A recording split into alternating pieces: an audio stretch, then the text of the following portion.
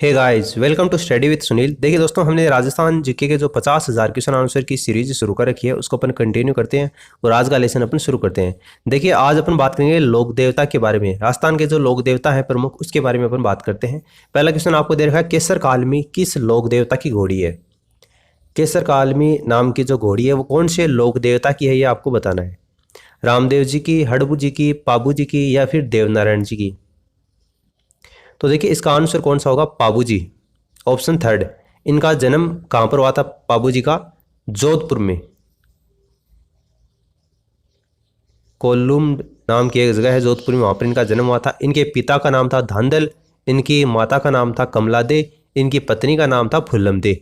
इनके घोड़ी थी, इनका नाम था केसर कालमी। ये देवल नामक एक चारण महिला थी, उसकी घोड़ी थी।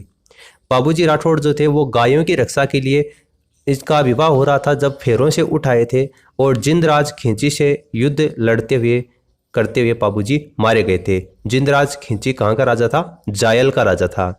ये जो बाबूजी हैं इनको प्लेग रक्षक देवता के रूप में भी जाना जाता है। प्लेग जो बीमारी होती है ना, प्लेग रक्षक देवता के रूप में भी बाबूजी को जाना जाता है। इसके अलावा बाबूजी को लक्ष्मण जी का अवतार भी माना जाता है।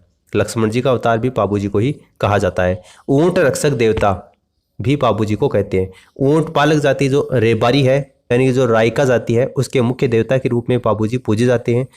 बाबूजी की जो फड़ है वो भील जाति के जो भोपे बजाते हैं और रावण हत्या वाद्य यंत्र उस समय काम में लेते हैं जब बाबूजी की फड़ बजाई जाती है। ऊंट जब बीमार होता है तो बाबूजी की फड़ का ही वाचन किया जाता है, इसलिए ऊंट रक्षक देवता के रूप में भी इसको पूजा जाता है। तो बाबूजी क्या होगा? इस क्वेश्चन का करेक्ट आंसर होगा केसर कालमी नामक घोड़ी की थी। वो कौन सी लोक देवता की थी? बाबूजी की थी। रामदेव जी के मंदिर में किसकी पूजा की जाती है? आप सभी को पता होगा, रुणीचा धाम रामदेव जी का मंदिर है जैसलमेर में। आपको बताना है कि किसकी पूजा वहां पर की जाती है। जो मंदिर में गए हुए हम उनको तो पता होगा किसकी पूजा की जाती है। क्या वहां पर एक मूर्ति की पूजा की जाती है, एक ईंट की या पगलियां की या फिर घोड़ी की? तो रामदेव जी के मंदिर में किसकी पूजा की जाती है? रामदेव जी के पगलियां की पूजा की जाती है। रामदेव जी तंवर, डुंड, काश्मीर, बाड़मेर में इनका जन्म हुआ था। इनके पिता का नाम था अजमाल जी, जो कि पोकरण के सामंत थे। इनकी माता का नाम था मेणा दे, इनकी पत्नी का नाम था नेतल दे।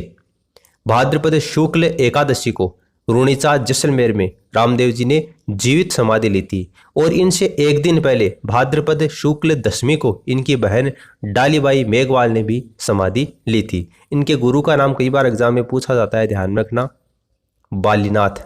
बालीनाथ रामदेव जी के गुरु का नाम था। ये जो रामदेव जी हैं इनको विष्णु का अवतार भी माना जाता है। विष्णु का अवतार कृष्ण भी इनको माना जाता है। पीरों के पीर किसको कहा जाता है? तो रामदेव जी को ही पीरों के पीर कहा जाता है। रामदेव जी की एक फेमस पुस्तक है 24 वाणियाँ। 24 वाणियाँ किसकी पुस्तक है? रामदेव जी की।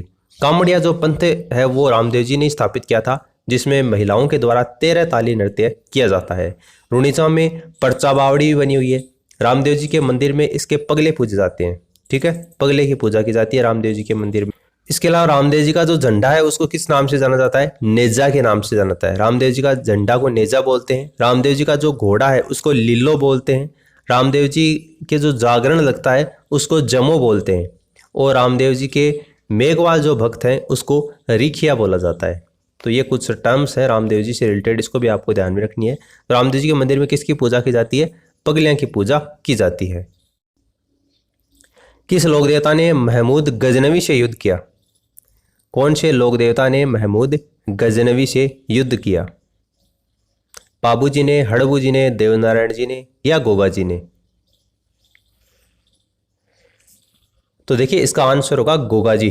गोगा जी चौहान इनका नाम था। इनका जन्म हुआ था ददरेवा चूरू में। इनके पिता का नाम था जेवर सिंह, इनके माता का नाम था बाछल दे। इनको सरप रक्षक देवता के रूप में भी जाना जाता है गोगा जी को। गोगा जी ने महमूद गजनवी के खिलाफ युद्ध किया था। महमूद गजनवी गोगा जी को जाहिर पीर कहा था।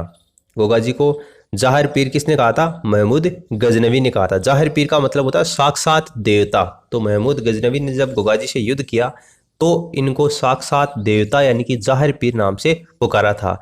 गोगा जी के मौसेरे भाई थे अर्जन और सर्जन, के खिलाफ गायों की रक्षा करते हुए शहीद हो गए। गोगा जी का जो मंदिर है वो खेजड़ी वृक्ष के नीचे बनाया जाता है। गोगा जी के प्रमुख मंदिरों की बात करें तो ददरेवा चूरू के अंतर्गत इनका मंदिर है शीर्ष मेड़ी। और गोगामेडी है वो धूल मेडी मकबरा नुमा बनी हुई है, बिस्मिल्लाह लिखा हुआ है इसके ऊपर। इसके अलावा एक खिलरियों की डाणी है सांचौर जालोर में, जो कि काफ़ी फेमस है, आप सभी को पता भी होगा, गोगा जी की ओल्डी के नाम से उसको जाना जाता है। तो कौन से वो लोग देवता थे जिसने महमूद गजनवी से युद्ध किया था? तो वो कौन थे? गोगाजी चौहान थे।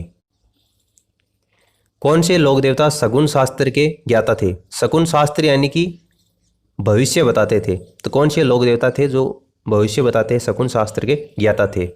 हड़बू जी, गोगा जी, मेहा जी मांगलिया या देवनारायण जी? तो देखिए रामदेव जी के मौसेर भाई थे, नाम इनका था हड़बू जी। जोधा को मंडोर जीतने का आशीर्वाद इन्होंने ही दिया था और जोधा को अपनी कटार भी दी थी इन्होंने, हड़बू जी ने। जोधा ने हड़बू जी को बेगरी नामक गांव दिया था और यहाँ पर बुढ़ी और जो विकलांग गायें थी उनकी सेवा ये करते थे। जोधपुर के महाराजा थे अजीत सिंह, उन्होंने हड़बू जी का मंदिर भी बनवाया था और मंदिर में हड़बू जी की बैलगाड़ी की पूजा की जाती है, ये ध्यान में रखना। हड़बू जी का जो मंदिर है उसमें किसकी पूजा की जाती है? इनकी बैलगाड़ी की पूजा की जाती है।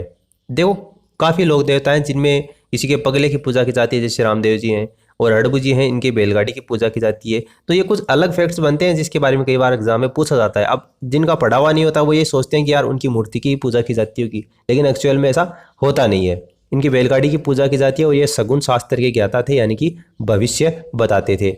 इसके अलावा आपको एक दे रखा है मेहाजी मांगलिया। तो मेहाजी मांगलिया का मंदिर है वो वापिणी जोधपुर के अंतर्गत बना हुआ है।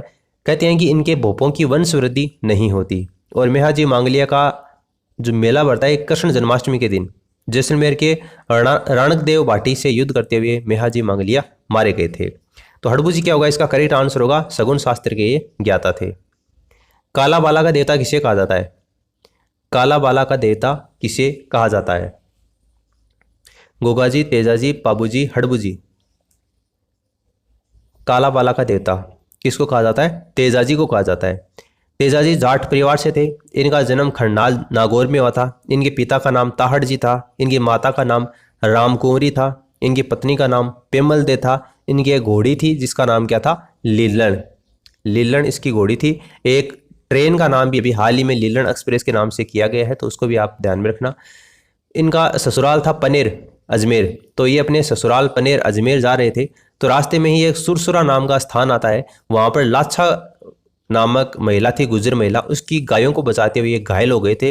बाद में थोड़ी दूर चलने के बाद में एक सांप के डसने के कारण इनकी मृत्यु हो गई थी। तेजाजी को सर्प रक्षक देवता भी कहा जाता है। कालाबाला का देवता भी तेजाजी को ही कहा जाता है। किसान खेत में जब हल जोतते हैं तो उसके समय तेजाजी के ही गीत गाते हैं। जोधपुर के महाराजा अभय सिंह पर्वतसर में मंदिर भी बनवाया था। इनके जो पुजारी होते हैं वो घोड़ले कहलाते हैं। तेजाजी के जो पुजारी होते हैं उसको क्या कहते हैं? घोड़ले कहते हैं। तेजाजी के ऊपर एक डाक टिकट भी जारी किया जा चुका है और अभी हाल ही में एक ट्रेन का नाम लीलन एक्सप्रेस भी किया जा चुका है। तो कालाबाला का देवता किसको कहा जाता है? तेजाजी को कहा जाता है। किस लोक देवता के मंदिर में नीम के पत्ते चढ़ाए जाते हैं? देख लो आप, कभी तो किसी की पगले पूजे जाते हैं, कभी किसी की बैलगाड़ी की पूजा होती है। अब आमतौर पर मंदिर में प्रसाद ही चढ़ाए जाते हैं, लेकिन ये एक ऐसे लोक देवता हैं इनके मंदिर में नीम के पत्ते चढ़ाए जाते हैं। वो कौन से लोक देवता हैं? बाबूजी, देवनारायण जी, मेहा जी या फिर तेजा जी? तो कौन है वो? देवनारायण जी क्या होगा इसका करेक्ट आंसर होगा। इनका जन्म आसिंद भीलवाड़ा में हुआ था। बड़गावत गुर्जर परिवार में इनका जन्म हुआ था। इनके पिता का नाम सवाई भोज था। इनकी माता का नाम शेडू। इनकी पत्नी का नाम पिपलदे। इनका वास्तविक नाम था उदय सिंह। देवनारायण जी का वास्तविक नाम क्या था? उदय सिंह था। विष्णु जी का अवतार इनको माना जाता है। औषधि के देवता के रूप में इसको पूजा जाता है। इनके मंदिर में किसकी पूजा की जाती है? ईंट की पूजा की जाती है। देवनारायण जी का जो मंदिर है ना, उसमें किसकी पूजा की जाती है? ईंट की पूजा की जाती है। और मंदिर में नीम के पत्ते चढ़ाए जाते हैं। इनकी जब फड़ बाँची जाती है तो जंतर नाम का एक वाद्य यंत्र बजाया जाता है। जंतर नाम का वाद्य यंत्र के साथ में इनकी फड़ बाँची जाती है। देवनारायण जी की जो फड़ है ना वो सबसे लंबी फड़ है। और अगर आपको सबसे लोकप्रिय फड़ के बारे में पूछा जाए तो वो होगा पाबूजी। पाबूजी की फड़ है वो सबसे लोकप्रिय फड़ है और देवनारायण जी की फड़ है वो सबसे लंबी फड़ है। देवनारायण जी के ऊपर एक डाक टिकट भी जारी की जा चुकी है। और देवनारायण जी का मेला बढ़ता है भाद्रपद शुक्ल सप्तमी को। इनका मंदिर है आसिंद भीलवाड़ा में, जहाँ पर इनका जन्म हुआ था। इसके अलावा इनके कुछ और भी मंदिर हैं, देवमाली ब्यावर अजमेर में, देवधाम जोधपुरिया टोंक में और देवडोंगरी चित्तौड़ के अंतर्गत भी देवनारायण जी का मंदिर बना हुआ है। तो कौन से लोक देवता हैं जिसके मंदिर में नीम के पत्ते चढ़ाए जाते हैं? तो देवनारायण जी हैं और इनके मंदिर में किसकी पूजा की जाती है? ईंट की पूजा की जाती है। ये इसका पार्ट फर्स्ट था। लोक देवता की पार्ट सेकंड आपको जल्दी ही प्रोवाइड करवा दिया जाएगा। जैसे ही इस वीडियो के ऊपर 100 लाइक आ जाएंगे तो इसका नेक्स्ट पार्ट अपलोड कर दिया जाएगा। उम्मीद है यहाँ पर आपको काफ़ी कुछ जानने को मिला होगा। And for the time being this is the complete analysis of the video and thanks for listening as always. God bless you all.